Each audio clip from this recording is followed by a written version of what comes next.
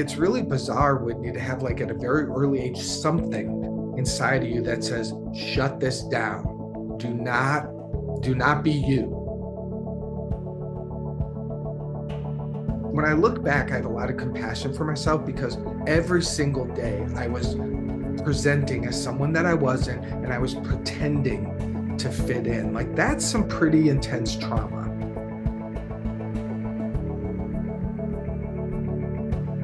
I really awoke to the spirit of my being, and my counselor there said to me one day when I was leaving a session with her, she goes, I want to tell you two things. She said, you've got to get a new God and you got to learn how to forgive or you're going to die. Wow.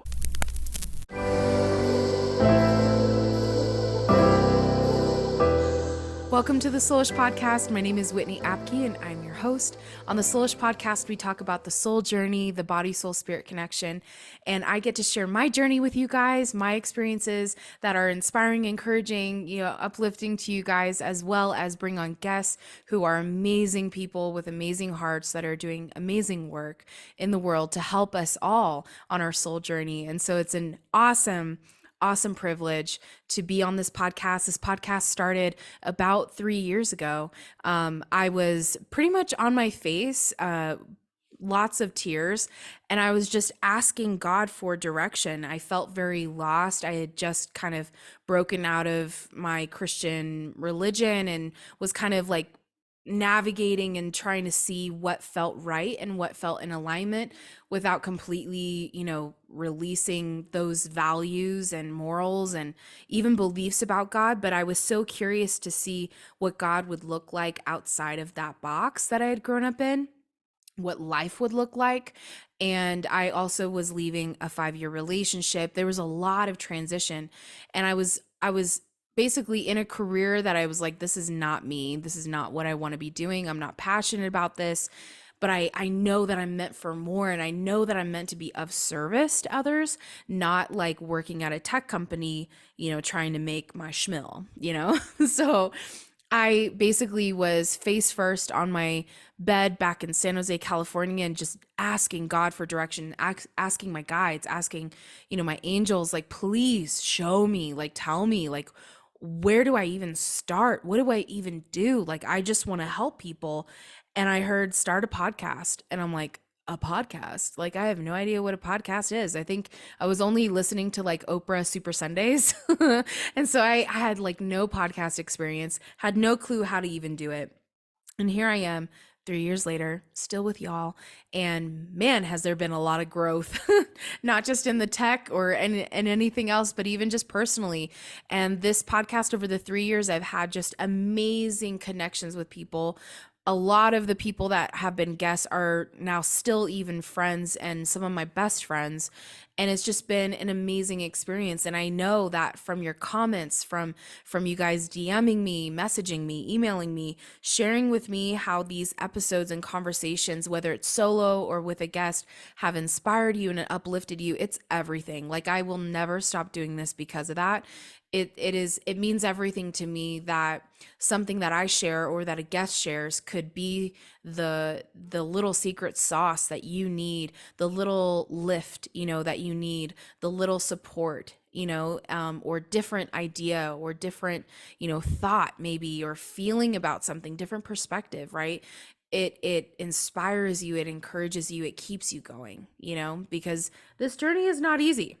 It is not an easy soul journey. Lots of things come up in this journey, in this incarnation, and we are in it together. And so I think that's too, like, one of the things that I love is realizing how not alone we are, how not alone I am, how not alone you are, that we really truly have like soul, mates, and that we are in this together and we can learn from each other. We can glean from each other, whether it be a mistake or a success, failure, success, good decision, bad decision, karma, whatever it is, right?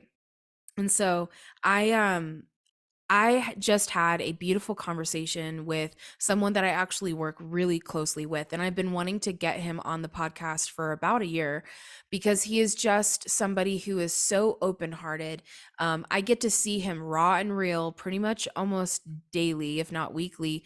We meet and we work together with a program called Living the Course, which is co founded by him and Aaron. And Mark Anthony Lord is somebody that you should definitely follow, definitely connect with. He is somebody who has had so much experience in different fields and different things. And he just really kind of has gleaned from every season of his life. And he has curated, whether it be programs, workshops, master classes, one-on-one client coaching calls. He has curated so many things gleaned from his experience in order to help people step into full authenticity, alignment, freedom. And that's what I love about what he does is he's all about that forgiveness of self, forgiveness of others, forgiveness of God in the with the goal, in the mindset, in the intention of finding full freedom from anything that basically is self-abandoning, rejection, guilt, uh, the list could go on. Just anything that is a block, anything that is a limitation. And he is so brilliant around the ego and how to identify the ego, how to heal anything that is ego related that would cause you to think that you're separate from others, from God, and instead come into more unity and love. And so I love his work. Mark, for those of you guys who don't know him, Mark is a minister. He actually had a Catholic upbringing and he has now since become a minister, kind of like non-denominational Christian, in that realm. And he's internationally recognized as a speaker, author, successful entrepreneur, coach. In 2003, Mark founded the Bodhi Spiritual Center in Chicago, and building it from 3 people in his living room to over 1,000. During his 14 years at Bodhi, Mark trained over 100 spiritual coaches, 10 ministers, and taught transformational spiritual classes to thousands. Most of these courses he created himself. He is the co-founder and teacher at Living the Course, an online program global community with over 2,000 members. Mark is the author of Thou Shalt Not Suffer, which is a 7 steps to a life of joy and the 7 living words. So he has amazing things, amazing content, amazing things to help you. He is the creator of Awaken to Miraculous Love. And this is the program that we talk about in this episode. So keep your ears open for this. It's a spiritual relationship coaching program specifically designed for women who are ready to transform their relationship paradigms so they can love themselves and others without fear. And his personal mission is to help people heal their unconscious commitment to suffering, forgive all, and live an inspired life. He's just fantastic, amazing. Our conversation, he shares very openly, very vulnerably about, his suffering in his life, the experiences that he has had, the trauma that he has healed, how he healed it, and how he's helping other people heal it, men and women. We talk a lot about special relationships in this episode, and we do use a lot of like ACIM lingo, which ACIM, it's right here, but you probably can't read it. A Course in Miracles is an amazing text that I highly, highly, highly recommend. And if you also want to get into the daily lessons and you want a community that is supportive around the daily lessons, Living the Course, shameless plug, is amazing. It is such an amazing community. It's daily lessons and master classes that both Aaron and Mark also curate. And it's just amazing. It takes you through the whole process. It's amazing. And Mark also is just fantastic in breaking down some of those words like holy. And so I don't want you to be turned off by this language. It actually has a completely different meaning than is related to like Christianity or Catholicism or anything like that. It's actually different meanings, but same word, because it's also steeped in A Course in Miracles, which is where this comes from too.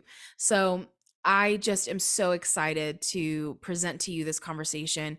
Mark is just an amazing human being, and I have every way that you can connect with him, get involved with him if you feel after this conversation so connected, so endeared, and you also want to work with him. All of that is in the show notes, all those links. So go ahead, click, follow him on Instagram, Facebook. Go ahead and connect with him on his website. Mark is an amazing human being, and you won't regret it. So, love you guys so much. Thank you again for following. Thank you for subscribing to this podcast, for being my amazing soulish tribe. I love you guys so much. And here is an amazing conversation with Mark. Oh, Mark, it's so good to have you here on the Soulish podcast. Finally, I've kind of been waiting for this moment to happen. Thank you so much for being here, for taking the time to have this conversation. So happy to have you. I am, I'm super happy to be here. I mean, we've been working together for, gosh, over a year and a half. Yeah. We've never sat down to just talk like this. So it's very meaningful. It is. It is. I when I first met you, it was just so unique because you're such a unique personality, and just your energy is so amazing, especially in person. And so I'm really excited to share you with the Soulish podcast community, the tribe, because you're somebody that has such like an open heart to help people and to work with people through the shit, through like their things, their stuff, their muck, and you really don't mind it at all. And I think that's something that has been really inspiring to me, because I feel like I still have pretty judgy nose around things. I'm like, that really smells. You're not that way at all. You're like, oh, that's so cool. I seriously, like, I don't know, over time and all the work I've done, like, I just don't judge anything. Like, and I don't want to. I don't want anyone to feel judged. I want, like, I'm so committed to just creating safe space. And even when we do that, people still, they contract because of their own Right. self-execution. But yeah, I don't care what people do or say, just come talk, because if you talk, you'll be seen and there'll be an opportunity there.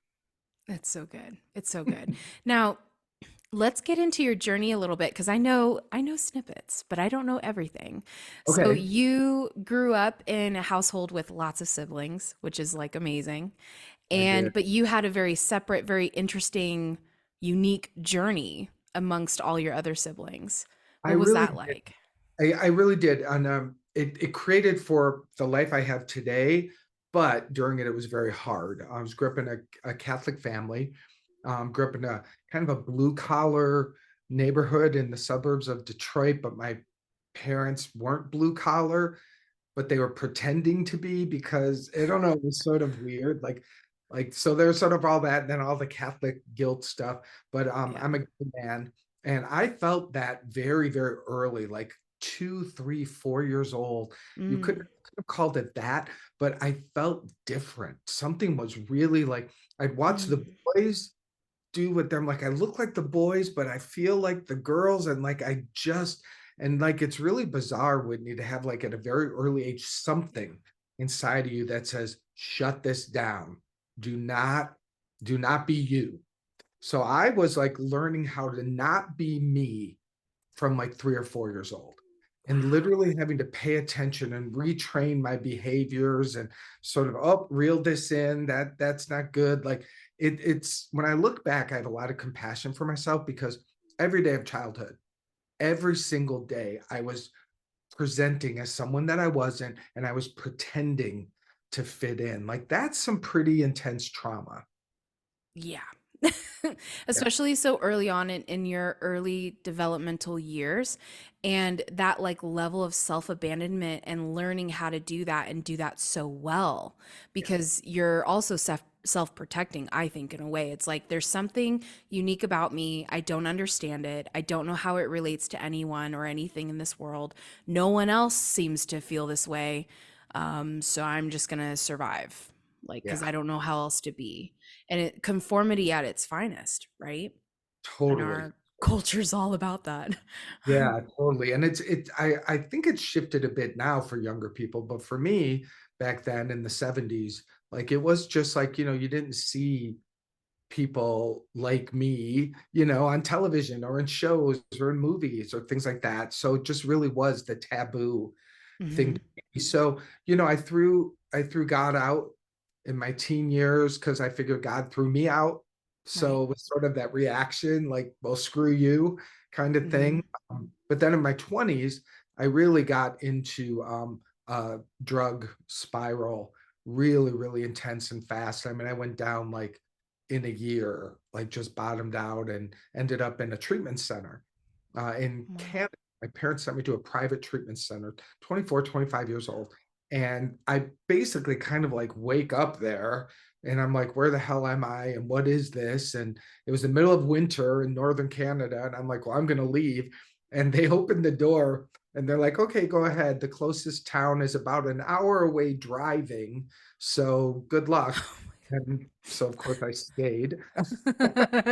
Smart. But it was, Whitney, it was the most spiritual thing. I'm telling Wow. you, it was a blessing beyond words because I really awoke to the spirit of my being. And my counselor there said to me one day when I was leaving a session with her, she goes, I want to tell you two things. She said, you've got to get a new God and you got to learn how to forgive or you're going to die. And Wow. those words, for some reason, they just pierced my heart. And I Mm-hmm. didn't know who God was, and I had no clue what forgiveness was. Like I had no clue. Yeah. But for some reason, it's like one of those things where someone just says one thing to you and it just pierces your soul. And Mm-hmm. I really feel like she changed the trajectory of my life. Wow. I don't know if you've ever been asked this, but have you ever gone back to visit? No, that place doesn't exist anymore. They got really big. They moved down to America, and then they got taken over by insurance companies, and then it kind of went wonky, and the whole magic Yeah. disappeared. But I do think about that woman who worked there, and I'm like, God, Yeah. I wish I could see her. I know. That's so amazing. And I just know from working with you for like over a year and a half, 2 years, that like you do that for so many other people. Like it's so cool to see that now, how many years after. And it's like, gosh, you do the same thing for people. How Never kind cool. of, I know, I sort of connected it, but I never connected it as clearly as just that is really cool. That is I really cool. I do the very thing that I was told to do to save my life. Yeah, you're right. Wow. I'm just sort of passing it on. You are. You are. You're reproducing it for other people because other people need to hear that. Well, And because I love that. yeah, because so many are so messed up around God like I was. Like I hated the word. I don't Yeah. have any of that baggage anymore, but I had to go through it. I had to really Yeah. do a lot of healing. And then the whole forgiveness game, nobody was even doing it, truth be told. I mean, I Yeah. did not, but it became my quest and it became Mhm. my healing power. Like I was healed so on so many levels through the practice of forgiveness. What was like your first forgiveness like need? Was it for yourself? Like in how you have you had kind of like gotten into drugs or your self-abandonment? What was your first forgiveness need in order to step forward? Well, that's it's a big one, but I'm glad to go there. You can cut this out of the podcast if it's too intense. No. But in my recovery, getting out of the treatment center and starting to do some 12-step work, I started getting more and more sober, and then I realized that I had been covering up a sexual abuse trauma Mm, from my childhood. So, which is often what happens to people. It's so yeah. traumatic, they just completely Yeah. dissociate. And then in order that but the pain of it is what leads you to self-abuse and Yes. kind of a my own kind of suicide path was in reaction to that. So as that started to come uncovered inside of me, that was my deep, deep, deep forgiveness Wow. work. And it took a lot of years, like, well, I don't know about a lot, but it was about 4 years of, therapy and 12-step work and deep spiritual practice and, anything I could get my hands on. And I Yep. had this moment to make it shorter. I was traveling a lot for my work. I worked as a dancer and choreographer, and I was being flown to Chicago to work on a show. And when I was flying back, the memories, I was living in Mm, LA, flying back to LA, and the memories got triggered inside of me. And I just closed my eyes and I was like, I asked that forgiveness set me free. I asked that forgiveness set me free. God, please heal this, please. I was like in a begging inside kind of yeah. mode. And I had my eyes closed. I was turned away by the window and I was taken out of the trauma story. And I was literally told by what felt like the voice of God, see this how I see this. And I was the abuse was taken off and it was just light dancing with light. And I was told that's Wow. all that's ever happening. And back of everything is light dancing with light. That is God's world. That's really the truth. And the overlays are all our unforgiveness, our guilt, our projections. And I had mine just taken off and healed and just gone. Like I've never suffered from that. Wow. I've never suffered from that experience ever again. Wow. That's I know, amazing. truly, truly, I wish I could bottle it. Yeah. Well, what's even, I guess, most powerful in that is the choice to believe in the fact that you can find healing and forgiveness. And that may be like one of the first steps, right? In order to even make the step into forgiving and asking for forgiveness, or asking for forgiveness, rightness to happen, is the belief that it can even happen. And I think for the people that really suffer with trauma, pain, they've had awful experiences in their life, they're so overwhelmed. Like, how do I ever even, can I ever even, is this even possible? Is kind of like the thought, and the belief or the projection. And so I think what's really powerful out of that story is just even believing that it's possible. And that's Yeah. even a step. Well, and I tell you, I mean, I didn't even know that that would happen. You know what I mean? Like I Yeah. literally was given this miracle healing. I wouldn't have known myself. Right. I wouldn't have known unless I had it done unto me. And now I live my life. I forgive everyone for everything. Like that Hmm. is my bar. And if someone's mad at me or upset with me, I'm like, oh, you get into my forgiveness circle now. I can attest to that. I mean, I'll just like go. Like I'm just like I will not give up Yeah. on someone. If someone decides to go or leave me or do whatever, that's their choice. Right. Like where they're lose, we're live. But inside of me, I've got to do everything until I get back to peace. Wow. I love that. Oh, that's so good. That's so juicy. What led you to even go into ministry? Was it all of that? Like, how did you go from dancer to minister and doing what you do today? It's so unique. I got I got turned on by the spirituality by that treatment center. So like that definitely cracked it open for me. Hmm. And I was working a lot as a dancer, but I just had this like this doesn't feel like my life. Like I even while I was and I was really I'm so grateful for the success I've had, traveled the world and made great money as a dancer and choreographer. And I know so many people are like struggling to do it, and I never Right. struggled. So I'm just Yeah. so grateful for that. But the whole time I was like, this isn't it. This isn't it. And I would feel a little bad about that because I'm like, so many people wish that my life was their it. And I Right. was sort of like, um, so so there was that. And so I was curious. And then I did this breath work session. And it was during the Mm. breath work session that I had this revelation that dancing had the and choreography had the energy of producing and creating and expression and I loved all of that and I was thinking about becoming a high school teacher because I loved teaching and I loved all of that but then ministry was like oh it's got the performance, it's got the teaching, it's got the spirituality, it had everything inside of it. It Hmm. had all of me inside of it. And that day, that breathwork session, I just it clicked and then I never looked back. Oh, that's so cool. Yeah, and That's that was so about cool. 26 or 27 years old. It was about 27 when that happened. Ugh. And you've since also gone on your journey of like even yourself, like healing yourself, forgiving yourself, and then also entering into relationships.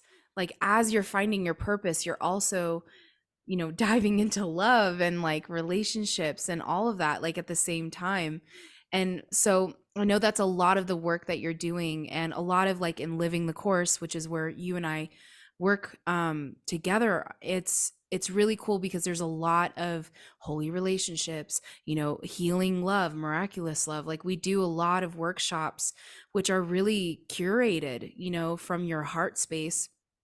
And so that's a lot of the work that you do within Living the Course. And outside, you have also a program for women to come into that miraculous love to heal from suffering.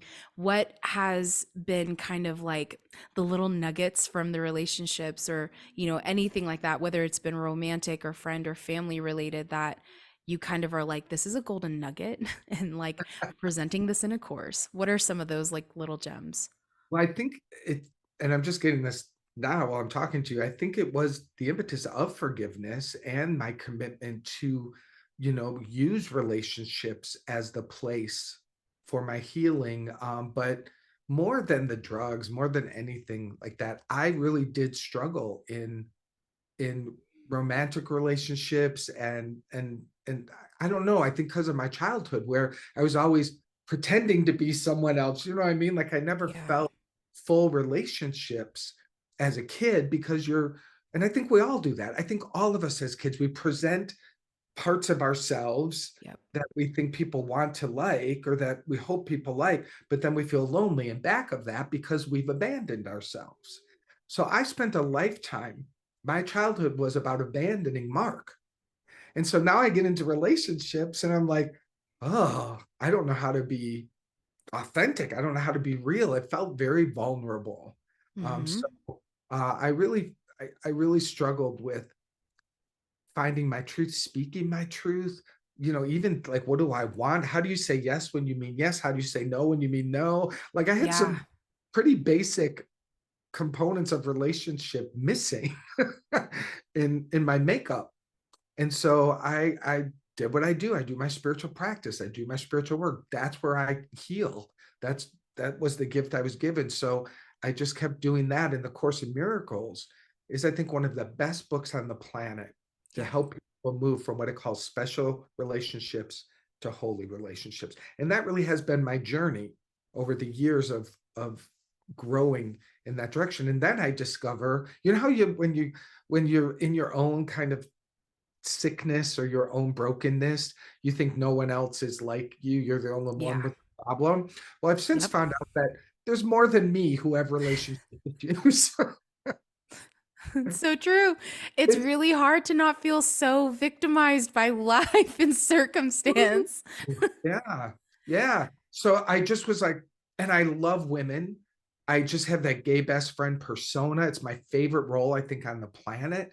And so I just started like praying and like, how can I use this more? What's my next expression of my work? And it was coming to me to create a program to help women. I mean, I work with men too, I would, but primarily I work with women, helping them heal. And as I started talking to my girlfriends and my clients and people, it's like, and you know this, Whitney, women really feel like they have an extra burden when it Hmm. comes to relationship, and their over responsibility and their overcompensation and their denial of themselves. Like there's Yes. some from, I'm trying to remember, I said like from age 2 and 3 I was Yes. abandoning myself. I think with girls from age 2 and 3, you're being conditioned that there's the 100%.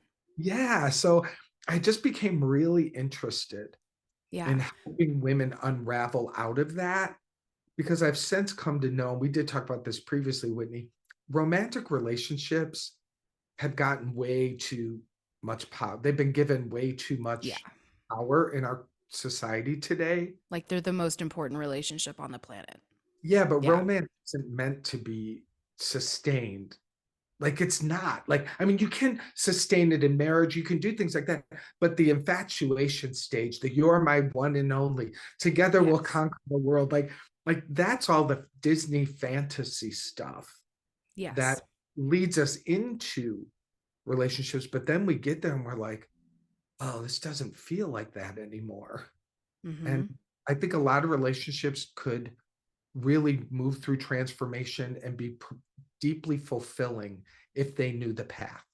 Yeah. I think that's just as being a single lady over here, I'm 35.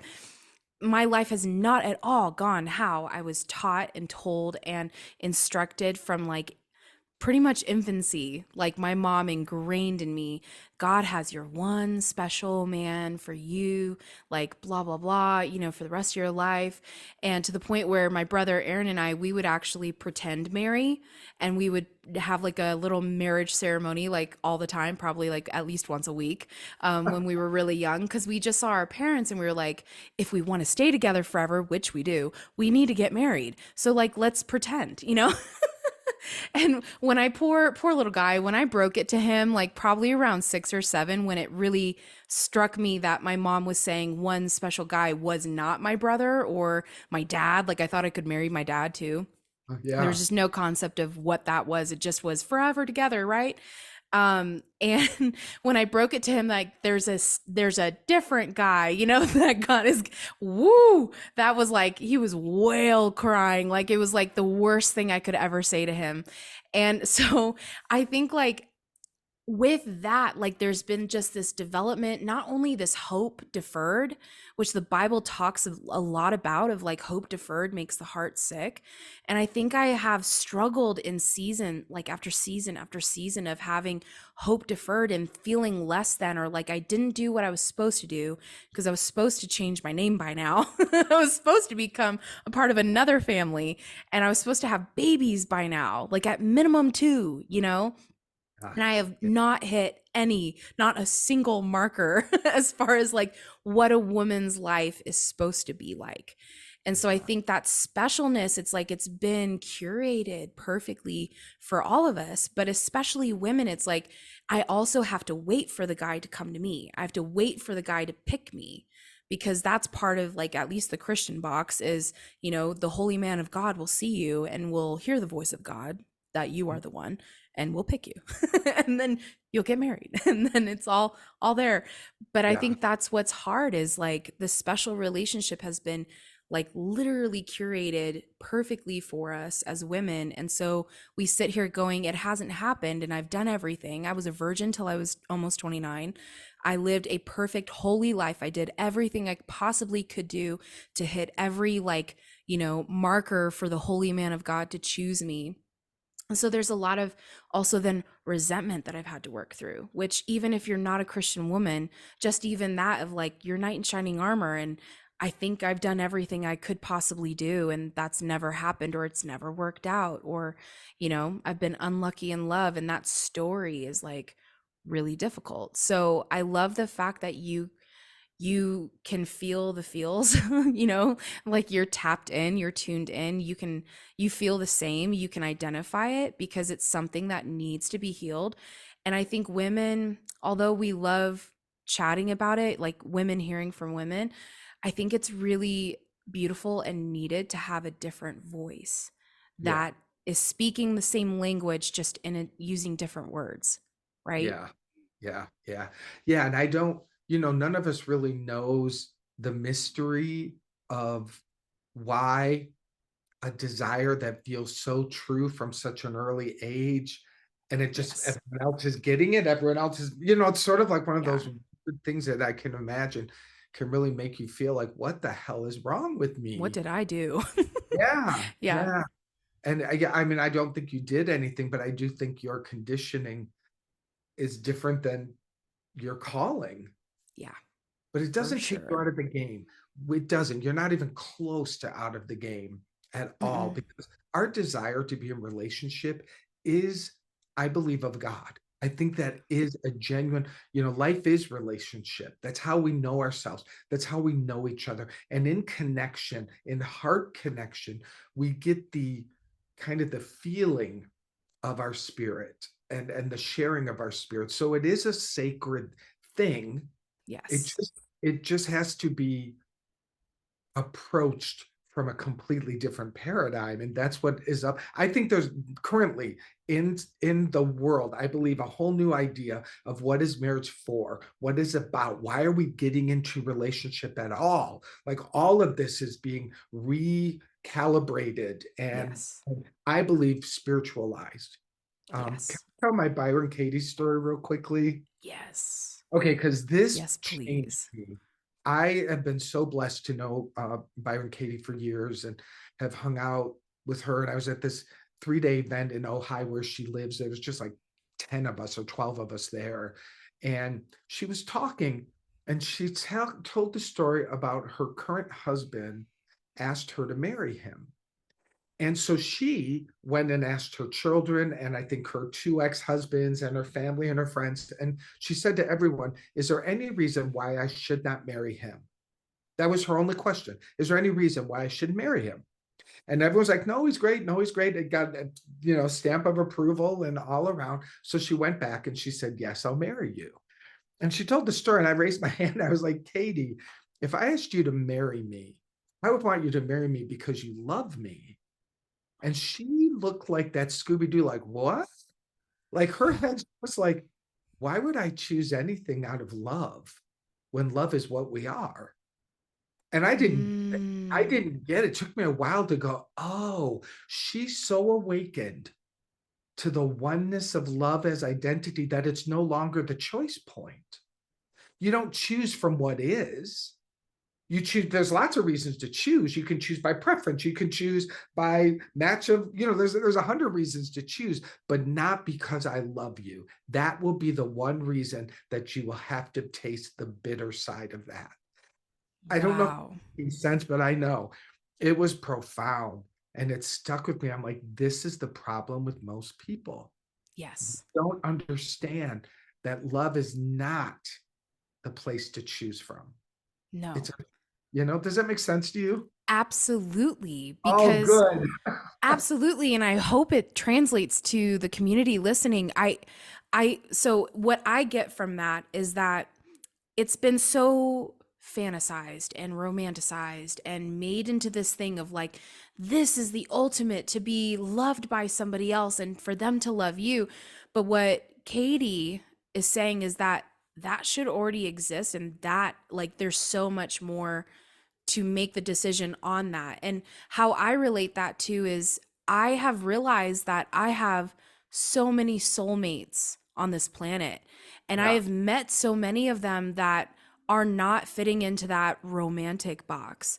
They end up being brothers that I need, or just dear friends, that I need in my life, that are serving a purpose, that have come into my life for a reason, and there's a clear soul connection and maybe attraction on some level, but it doesn't have to be like that, like it's like, oh, like I feel like we know each other and like we grew up together because we just get each other. But that doesn't mean it has to be that. Like it has to be that box.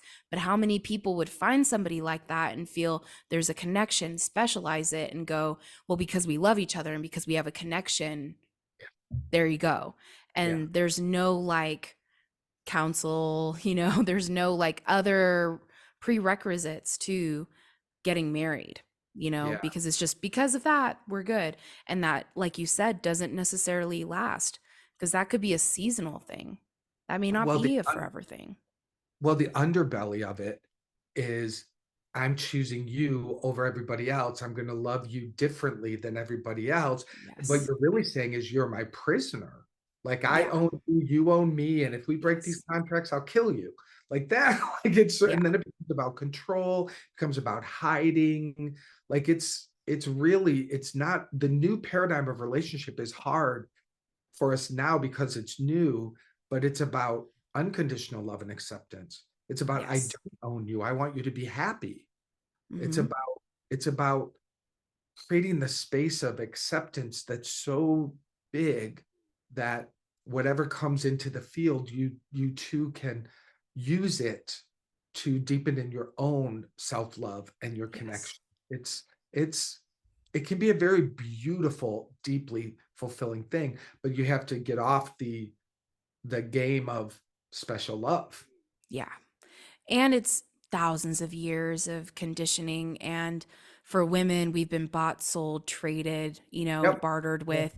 We've been used as a commodity and as a vehicle for wealth, and also generations to pass down the wealth, make babies, make sons specifically, to pass down that wealth. So it's, I think it's also in our DNA to feel like, well, I want to be owned.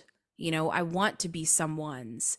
Um, I want to be, it goes beyond being like dominated and controlled. I think there's like, we've even romanticized that, and even sexualized that. And it kind of goes beyond that. So to have a completely different paradigm of like freedom, total freedom to express, freedom to communicate, freedom to be, and Yeah. to have your being. And there's no, restrictions in that sense of like, I own you, you own me, that kind of thing. It's a very different thing. I think it's going to take a little bit for us to get there, Yeah.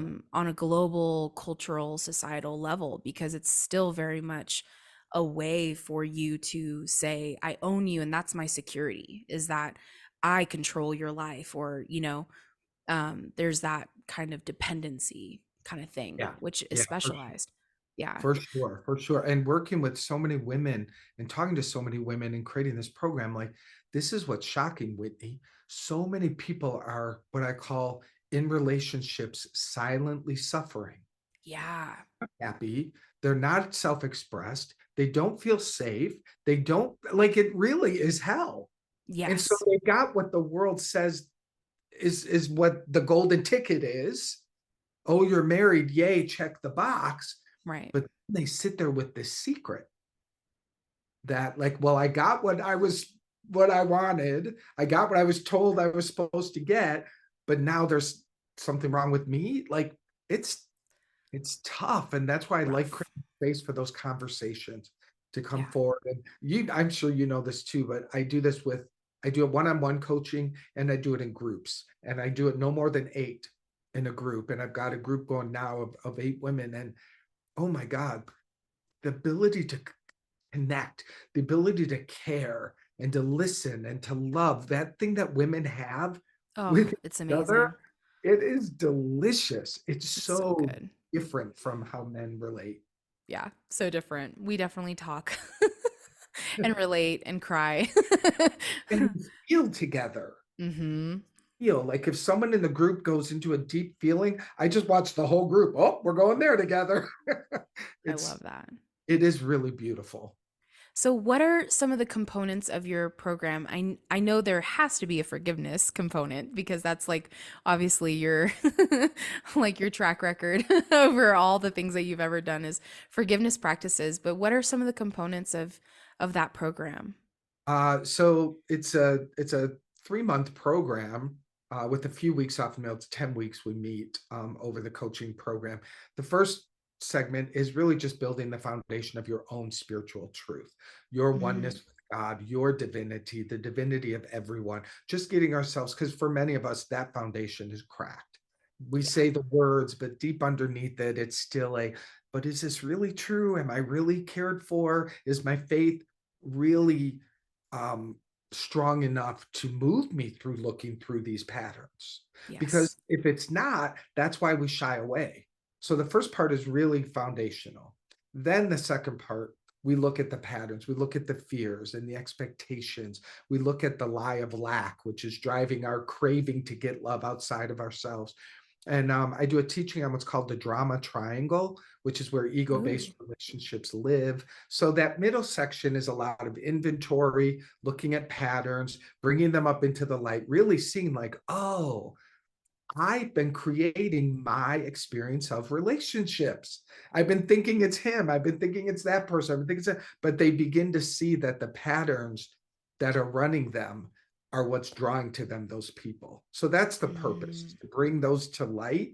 And then, yes, the third component and the last segment of it is a 28-day signature forgiveness process that I've created, which is really not so unique in its individual pieces, but in its design. The first week, you just fire hose forgiveness all over yourself.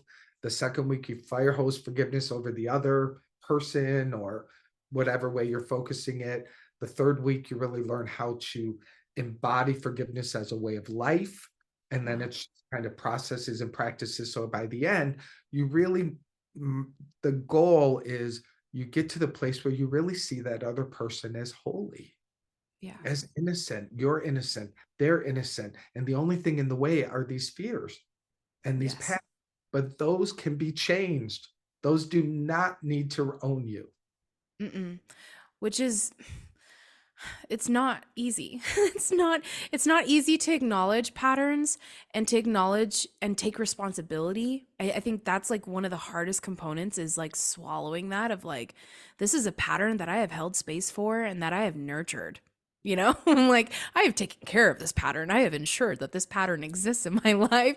And so it's great to have that program, to have something in step that can help you like address that, acknowledge it, take responsibility, release it, forgive it, and then move forward. How do you move forward from that? Yeah, and this is what happens, Whitney. People, it's like if this is you and this is the pattern, we become collapsed and we think we are the pattern. So when we say, "Oh, just let go of the patterns," a part of us is like, "But that means let go of me." I So we've identify got with to that pattern. we disconnect. You're perfect. The patterns need to go. So once we separate the two, it still feels raw. It still feels Mm-hmm. extremely vulnerable, and there is that unknown. Mm. You know, because Yeah. this point in the game, people who are willing to do this work are pioneers. Yeah. This isn't the norm yet. No.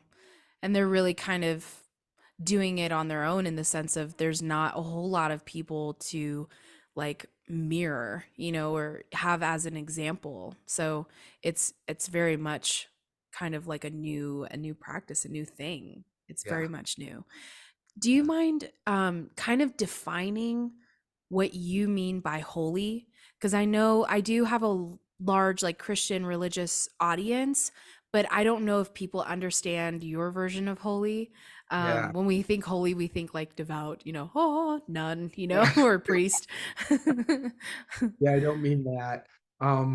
Yeah, holy relationship is anchored in, it is anchored in love, but it's anchored in an expression of unconditional love.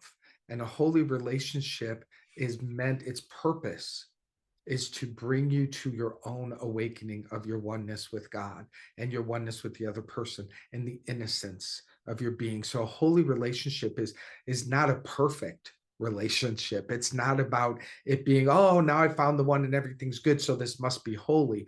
A holy relationship is the intention for the relationship, which is Mm, we're not going to use this relationship to trap each other. We're not going to use this relationship to affirm that I'm okay if you're here or if you're gone, or we're going to release this relationship from all the made up constructs that the world says it's supposed to be. And we're going to give this relationship to the Holy Spirit. We're going to say, let this relationship be used for us both to be healed from the belief that we're separate from God, that we're separate from our goodness, that we're separate from love. It becomes a very sacred place for sure. But it also means I don't own you at all. Your joy is all that matters to me. And anything less than that, I've got to do the healing on. And back to Byron Katie, she says, you're there when someone comes home and says, I've met someone else and I really want to go be with them now. I feel I'm done here. And you pack their bags and you bless them on their way because you know that all you want for them is their joy and their good. So holy relationship is no clinging. It's no yeah. codependency. It's no futurizing. It's so not the constructs of the ego. No. You're supposed to be attached, You're supposed to have a guaranteed future. Yes. Yeah. Yeah. Oh, that's so different. So it's kind of like going back to the purity of what relationships are. Like, Yeah. Yeah. is what holy kind of means in that But I sense. think that we do have paradigms of this on our planet already. We just have to move them into romantic relationships because I do experience a lot of that in friendships. I don't know about you. Mm-hmm. My Yeah. friendships, I love them. I I'll listen to anything. I'm not threatened by their pain. I'm not, you know what I mean? If they're having an affair, that's not gonna affect me. I'm just gonna love you. I'm sorry you're in that pain, but I'm not gonna leave you Right. because you're struggling with something. Like I that my friendships are a representation of that. So I think our love relationships need to become friendlier. Mm-hmm. In that sense, more accepting, less Yeah, attached in that sense of like, I need you, which is right. also romanticized a lot. Like, Right. And I if you need had a you. girlfriend call you upset, like, Whitney, I need to talk. I've got something going on. You'd be like, I'm here. I'm here. I'm Yep. here. What do you need? This isn't about me. This is about you. And that's what we need more of in our Yeah. romantic relationships. I love that. So this program is available now. I think you have something coming up in April, and then this program basically is available kind of in seasons since you have only 8 members at a time. So where can they find you, Mark, on your website and all of that? Where can they find you and Yeah. connect with you? My website is markanthonylord.me. And that's where they can learn more about the program if they're interested in exploring that. I mean, I do have a few one-on-one coaching spots open, but I launch groups periodically. Yeah, my next one's coming up soon, but there'll be other ones for sure. I haven't figured out the rhythm of it yet. I'm kind of letting it inform me on how it's to go and to grow, but it's just such a richly rewarding thing to sit in a circle and have this kind of conversation. Yeah, it's amazing. The work you do is amazing. I get to witness it pretty much daily. So it's an honor to have you on and to dive deep into this. And thank you so much for sharing so personally and vulnerably in this episode. Well, thank you for creating this podcast. It's really cool. Thanks, Mark.